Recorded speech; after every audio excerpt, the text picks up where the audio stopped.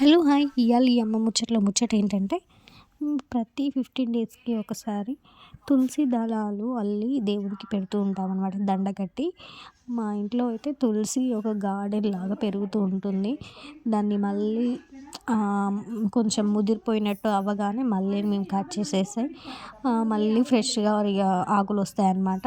రెండు తులసిలు ఉన్నాయి, ఒకటి లక్ష్మీ తులసి, ఇంకొకటి కృష్ణ తులసి. అలాగే మా ఇంట్లో కనకాంబరాల చెట్లు కూడా చాలా ఉన్నాయి, అవైతే అసలు ఎవ్వరు పెట్టుకోరు.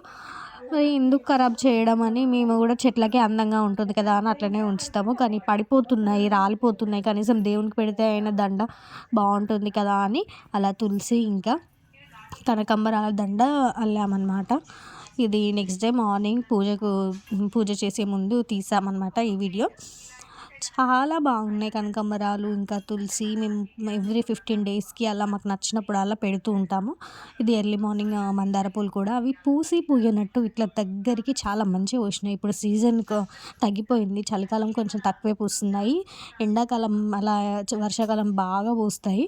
ఎంత ముద్దుగా ఉన్నాయంటే అసలు చాలా చిన్నగా సైజ్ కొంచెం తక్కువ అయింది కానీ చూడాలనిపిస్తుంది. చాలా మంచిగా ఇట్లా ముద్దగా దగ్గరికి ఇలా అనిపిస్తుంది అనమాట. మార్నింగ్ అయితే అసలు పూయనే పూస్తలేవు. కొంచెం 10 అలా 9:30 10కి అలా మంచిగా కొంచెం విప్పుకుంటున్నాయి. పచ్చని చెట్టు చాలా మంచిగా అనిపిస్తాయి. మా ఇంట్లో అయితే పూల చెట్లు అన్నీ చూస్తూ ఉంటాయి. అసలు చెట్లకి అందం అనిపిస్తుంది, అసలు తెంపాలని కూడా అనిపించదు. కానీ తెప్పక తప్పదు. పూలు ఎక్కువ ఉండే, ఇవి వచ్చేసి శంఖం పూలు తక్కువైనాయి. ఈ చలికాలం పూలు ఎక్కువ పూస్తలేవు.